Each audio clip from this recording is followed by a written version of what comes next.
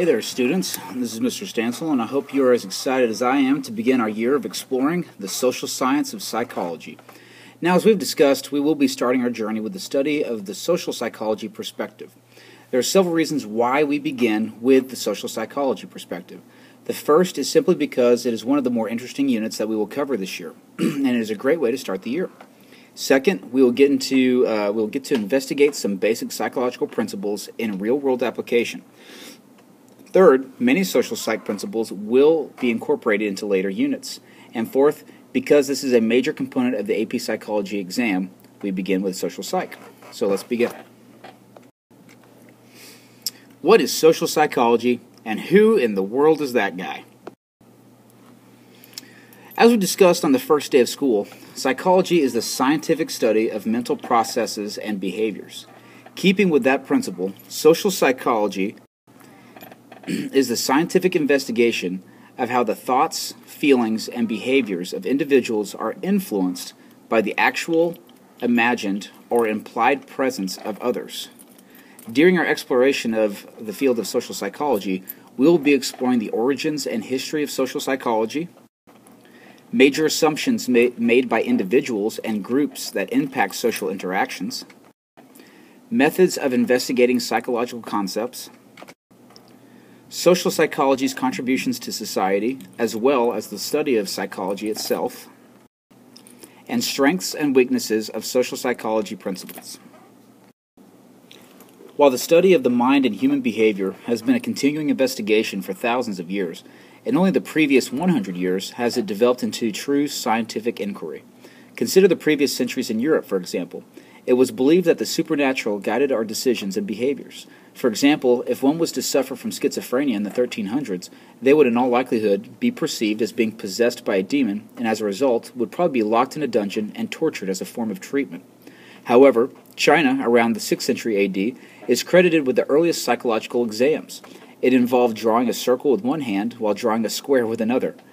Medieval Muslim physicians were among the first to develop treatments that we today would call cognitive therapy.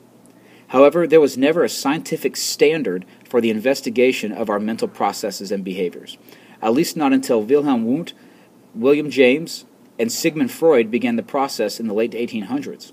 We will discuss those individuals in more detail in the next unit, but under their influence, Kurt Lewin, who's pictured here and who was pictured earlier, would be the first psychologist to use scientific principles to suggest that our behaviors are shaped not only by our internal disposition or personality, but also by the environment and situation in which we are in.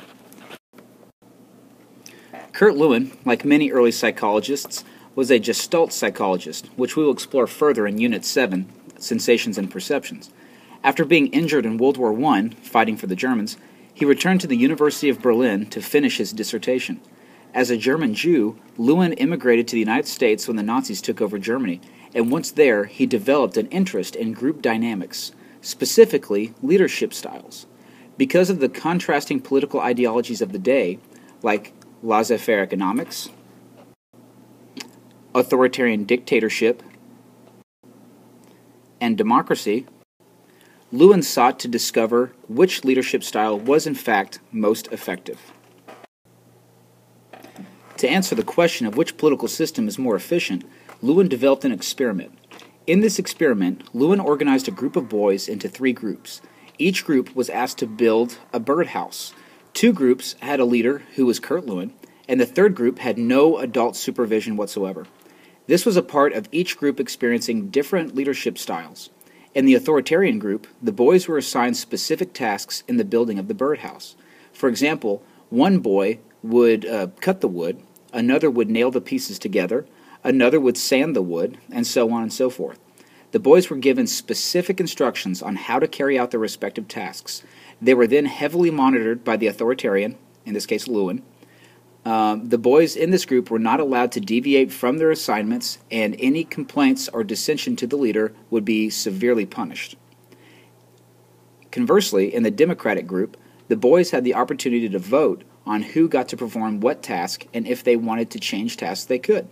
Using the democratic approach, the boys had more of a say in the production of their birdhouse. In the laissez-faire group, or hands-off group, there was no leader, and the boys were left to figure everything out on their own, like who would be responsible for each step of the birdhouse production. Which group do you think had the most efficient leadership style? Do you have a good idea yet? That's right. The authoritarian or dictatorship leadership style proved to be the most effective. However, that is only true if the leader is present and can maintain constant and strict surveillance of his workers. In the real world, it is impossible for one person to keep an eye on every single thing that every individual is doing. Also, and more importantly, the boys in the authoritarian group had no experience making decisions for themselves.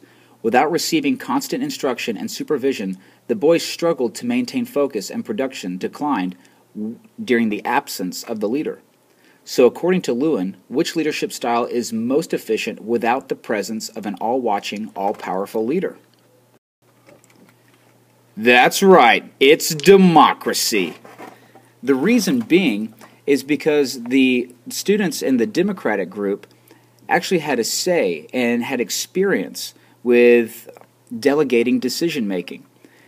When the authoritarian group lost its authoritarian, or its leader, in this case Lewin, because they had no experience of making decisions on their own, birdhouse production significantly declined, and the boys began to lose focus and begin to just play around. All right, well, I hope you enjoyed our brief introduction into social psychology, and hope you are thirsty for more. Talk to you guys later in class. Bye.